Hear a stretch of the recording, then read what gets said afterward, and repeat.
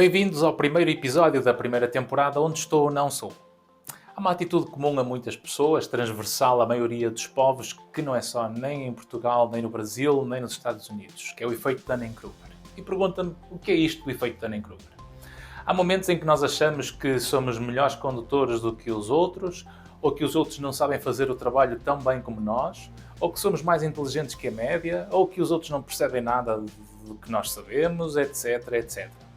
Por outro lado, temos o mesmo efeito quando queremos saber algo, ou seja, vemos alguma informação superficial e só porque deu para entender de forma aparente já somos uns experts no assunto. Este é o efeito Dunning-Kruger. Tal como se pode constatar no estudo do David Dunning e do Justin Kruger de 1999, todos somos vítimas desse efeito, que se caracteriza pela tendência de sobrevalorizar as nossas aptidões cognitivas, intelectuais e sociais. Essa superioridade ilusória é uma crença tão difícil de evitar que chega a transgredir as próprias leis da matemática. Por exemplo, quando os investigadores pediram a alguns engenheiros de software para qualificarem o seu próprio trabalho, mais de 30% afirmaram estar nos 5% melhores da sua empresa. Uma outra investigação verificou-se que 88% dos motoristas afirmaram conduzir melhor que a média. É o que nós vemos à nossa volta nas estradas que conduzimos. Ou seja, nós é que estamos sempre a achar que conduzimos bem e somos os verdadeiros condutores e os outros não sabem por onde andam. Agora a parte mais curiosa deste efeito. Sabia que são precisamente os que tendem a ter melhores ideias sobre si próprios que geralmente se caracterizam como os menos capazes? Pois é, de forma linear e correndo alguns riscos de algum enviesamento, quanto mais se sabe, menos se fala, e quanto mais se fala, menos se sabe. Dito de outra forma, quanto menos sabemos sobre um assunto, acabamos por achar que sabemos tanto que já podemos falar sobre ele e transmitir aos outros. Isto é evidente quando alguns estudos mostram que os mais ignorantes julgam saber tanto ou mais que os especialistas. Do mesmo modo, de modo inverso, os resultados mostram o efeito contrário nos especialistas. Não sabem tanto como acham que sabem e frequentemente acham que os outros até sabem bem mais do que o tema que eles dominam. A natureza humana acaba por ser um pouco assim, pois estes resultados que caracterizam o efeito Dunning-Kruger não são isolados. Nós acabamos sempre por subestimar as nossas capacidades, incluindo na área da saúde, liderança, da ética, etc. É fácil falar do que nós não sabemos porque nós não sabemos o que ignoramos.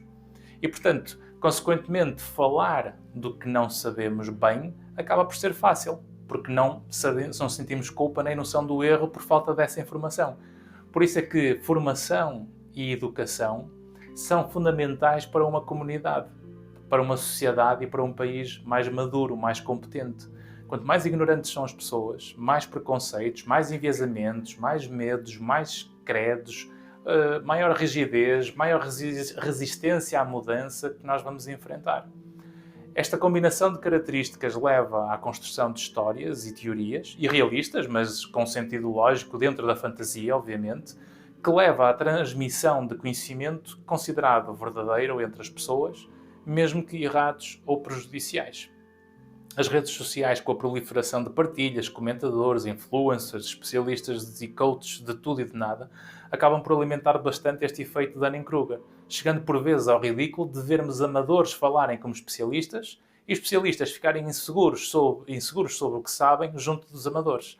O querer parecer alguém maior do que é, antes de ser igual a si próprio, para dizer o que se quer dizer, parece claramente aumentar esse efeito.